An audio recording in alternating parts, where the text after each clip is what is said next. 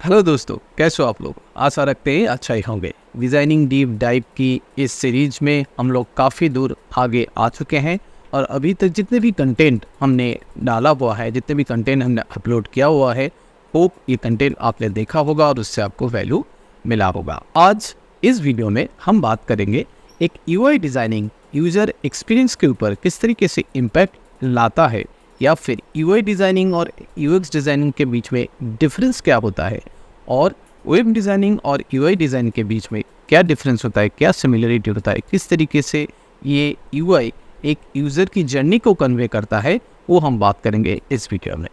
हाय, मैं हूं आपका अमित सर और आप देख रहे हो डिजिटल अमित अवर चैनल, जहां पे मैं graphic designing fundamental, make money online और ग्राफिक डिज़ाइनिंग को लेकर कैसे आप करियर बना सकते हो, इस तरीके का कंटेंट अपलोड करता रहता हूँ। तो ज़्यादा देर ना करते हुए चलिए वीडियो को स्टार्ट करते हैं।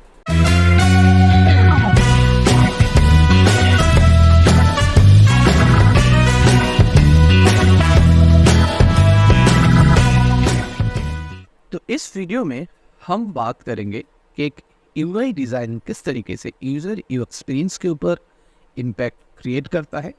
एक यूआई अभी लास्ट वीडियो में जब हमने वेब डिज़ाइनिंग फंडामेंटल के बारे में बात किया था, उस वेब डिज़ाइनिंग और एक यूआई डिज़ाइनिंग में क्या फ़र्क है। UI designing is not about app designing. आपकी वेबसाइट को भी हम यूआई बोल सकते हैं। UI means user interface and UX means user experience.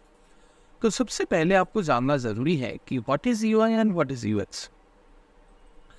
तो यूआई यानी जैसे कि मैंने बताई यूज़र इंटरफेस। आप जो वेबसाइट बना रहे हो, उस वेबसाइट चाहे आप मोबाइल पे दिख रहा है, चाहे वो टैब में दिख रहा है, चाहे वो आईपैड में दिख रहा है, चाहे वो लैपटॉप में दिख रहा है, उसकी इंटरफेस क्या होने वाला है, उसकी कहाँ पे बटन होगा, बटन का कलर क्या होगा, उस बटन पे उस बटन के नीचे कितना मार्जिन रहेगा, कितना बड़ा, दैट इज कॉल्ड यूआई।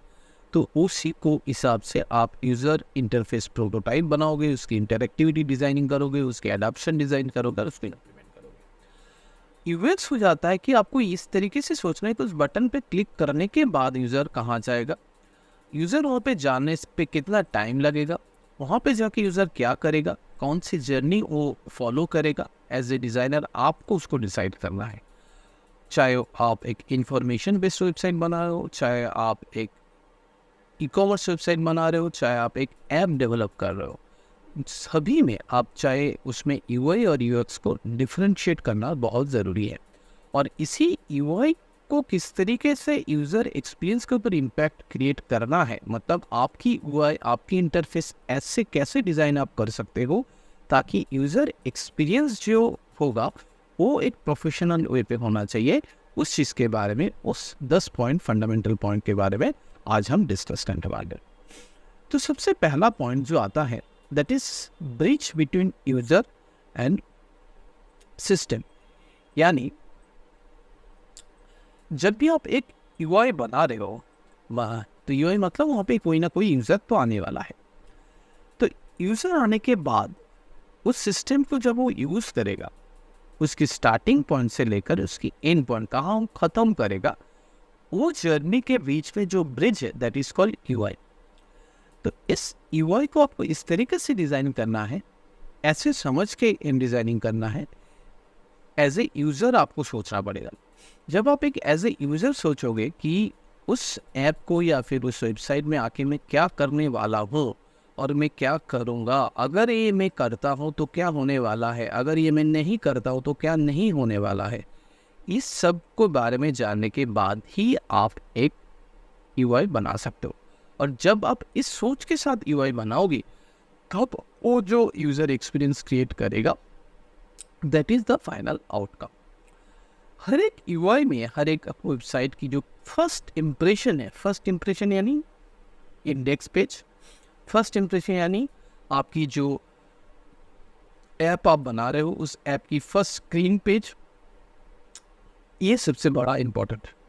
अंदर यूज़र तभी जाएगा जब आपकी होम पेज बहुत इम्प्रेसिव होगा। अगर आपके होम पेज में ही वो चीज़, वो बात नहीं है, तब जाके आगे की जर्नी आप कन्वे नहीं कर सकते। तो ये ध्यान में रखते हुए आपको यूआई डिज़ाइन करना पड़ेगा। ताकि आपकी वो जो होम पेज में आपको बहुत मेहनत करना पड़ेगा और उसको डायनामिक रखना पड़ेगा। Dynamic in the sense time to time उसको चेंज करना है, उस डायनामिक के लिए जो स्लाइडर जो भी चीज़ आप उसमें यूज़ करोगे, जो भी एलिमेंट, में टेक्निकलिटी की बात नहीं कर रहा हूँ। मैं हमेशा बोलता हूँ सॉफ्टवेयर टेक्निकल स्किल कोडिंग ये सब सेकेंडरी है, प्राइमरी चीज़ है फंडामेंटल। और यही फंडामेंटल चीज़ बताने के लिए मैंने ये सीरीज़ स्टार्ट किया था। और मेरा जो एक्सपेरिमेंट या फिर मेरा जो एम, मेरा जो गोल था इस सीरीज़ के साथ, वो बहुत सक्सेसफुल रहा और मैं चाहता हूँ इसको और सक्सेस बनाने के लिए सॉरी तो उसको सक्सेसफुल बनाने के लिए मेरे साथ जुड़े रहिए और इस जो वैल्यूएबल कंटेंट में दे रहा हूँ उसकी लुत्फ उठाइए और उससे कुछ सीखने की कोशिश कीजिए।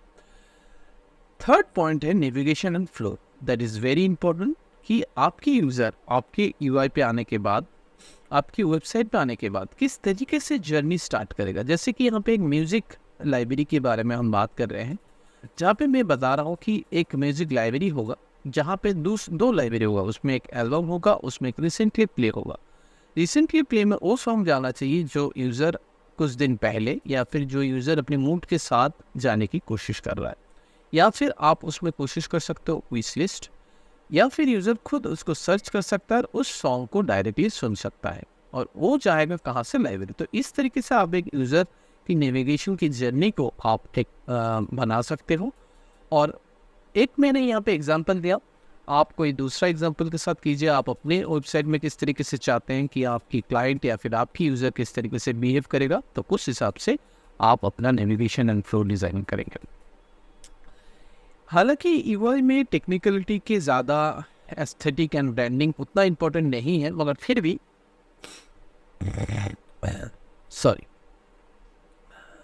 आपकी एस्थेटिक और ब्रांडिंग बहुत ज़्यादा मायने रखता है। एस्थेटिक एंड ब्रांडिंग होता है कि आपकी जो थ्रू आउट यूआई आप बना रहे हो, आपके हर एक पेज पे एक same colour, same font size individually same होना चाहिए। For paragraph in different font या for different size, for heading एक अलग, फॉर सब हेडिंग एक अलग, फॉर बटन कलर, और आपकी लोगो, आपकी ब्रांडिंग क्या है उसको ध्यान में रखते हुए ही आपको ये एस्थेटिक और ब्रांडिंग में काम करना पड़ेगा। तब जाके आपकी एक हाई कंसिस्टेंट किलर यूआई आप बना सकते हो। और आपकी यूआई की जो है वो ब्रांड रिकॉल वैल्यू होना बहुत ज़रूरी है। और ब्रांड रिकॉल वैल्यू तभी होगा जब आप एक एस्थेटिक और ब्रांडिंग के साथ काम करोगे। फिफ्थ पॉइंट है रिस्पॉन्सिवनेस, जो कि हमने लास्ट क्लास में भी बात किया था कि आपकी वेब डिज़ाइनिंग जो है, उस वेब डिज़ाइनिंग में एक रिस्पॉन्सिव होना बहुत ज़रूरी है आज की डेट में। मतलब आपकी जो यूआई होगा या फिर आपकी जो वेबसाइट होगा, through out across the platform same behave करना बहुत ज़रूरी है। और उस सेम बिहेवियर को बरकरार आप तभी रख पाएंगे जब आपकी जो डिज़ाइनिंग होगा, उस डिज़ाइनिंग पे आप एक रिस्पॉन्सिवनेस लाएंगे। That is completely technical. इसको आप कैसे कर सकते हो, इसके लिए आपको कोडिंग वगैरह जानना बहुत ज़रूरी है। That is not our topic for today. Next है एफिशिएंसी एंड प्रोडक्टिविटी। दो चीज़ डिफरेंट है। एफिशिएंसी इन द सेंस कि आपकी यूआई यानी आपकी वेबसाइट जो कितना एफिशिएंट है यूज़र की जर्नी को कैरी करने के लिए, कितना एफिशिएंट है आपकी यूज़र को एंगेज रखने के लिए। It's all about engagement. आपकी वेबसाइट पे आया और यूज़र चला गया, that is not our aim और गोल। अगर आपकी ब्लॉग वेबसाइट है तो आपकी ब्लॉग कितना देर तक यूज़र पढ़ रहा है। अगर आपकी ई कॉमर्स वेबसाइट है तो आपकी ई कॉमर्स वेबसाइट यानी ऑनलाइन दुकान पे कितना टाइम एक यूज़र बिता रहा है, वो that is called efficiency. And efficiency के बाद आता है प्रोडक्टिविटी यानी एंड गोल। एंड गोल क्या है कि आपकी ब्लॉग पढ़ने के बाद क्या वो उसको शेयर कर रहा है, क्या उसको लाइक कर रहा है, क्या उस ब्लॉग के ऊपर वो कमेंट कर रहा है, क्या आपकी ऑनलाइन परचेस हो रहा है, क्या आपकी वेबसाइट के थ्रू आपको नया लीड यानी नया क्लाइंट मिल रहा है। इसके लिए आपको आता है प्रोडक्टिविटी। वेबसाइट फंडामेंटल के बारे में जब मैंने लास्ट क्लास में बात किया था, उसमें भी और इस यूआई में भी एक बहुत इंपॉर्टेंट की स्किल की ज़रूरत है। That is called copy writing.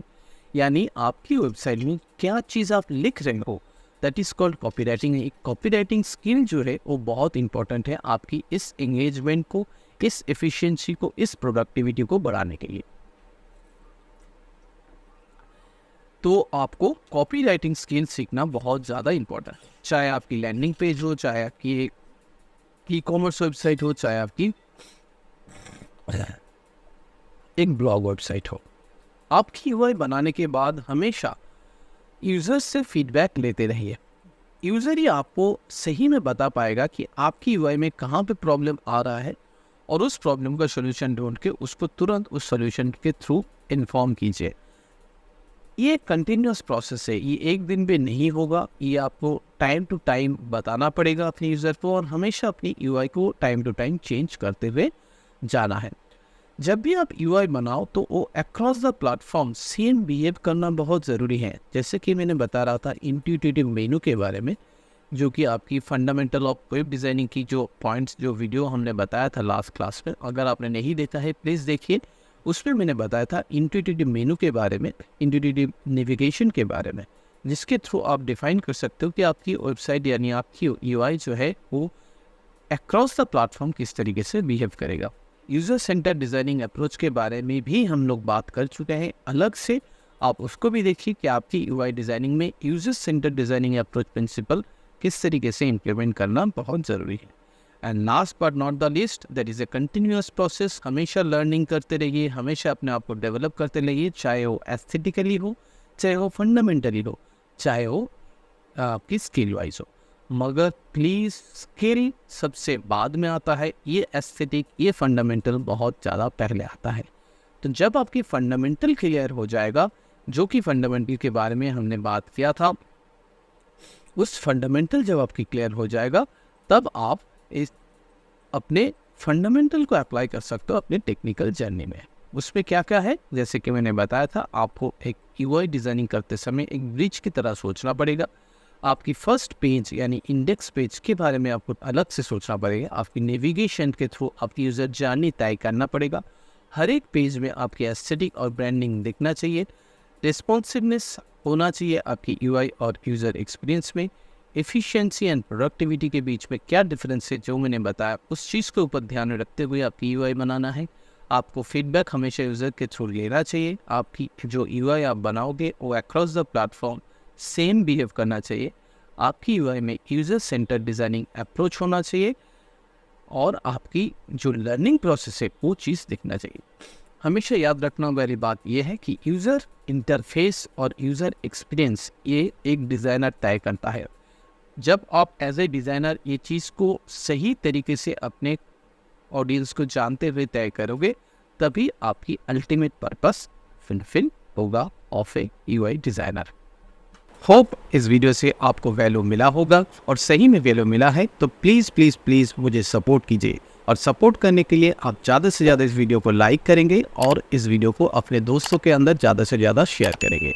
अगर इस चैनल पे आप नए आए हो और आगे आप एक डिज़ाइनिंग करियर ढूंढ रहे हो, या फिर ऑनलाइन अर्निंग के लिए पाथ ढूंढ रहे हो, तो that is the right path. तो इसके लिए आपको इस चैनल को सब्सक्राइब करना है और बेल आइकन को प्रेस करना है, तभी जाके आपकी आगे की वीडियो की नोटिफिकेशन मिलते रहेंगे। आपको एक लिंक दिख रहा होगा, उस लिंक पे जाइए और आप डाउनलोड कर सकते हो एक फ्री में गाइड बुक, जिस गाइड बुक की हेल्प से आप जान सकते हो कि आपकी डिज़ाइनिंग करियर पाथ क्या होने वाला है। तो thank you for watching this video. मिलते हैं एक नए वीडियो में नए कंटेंट के साथ, तब तक के लिए गुड नाइट, गुड बाय।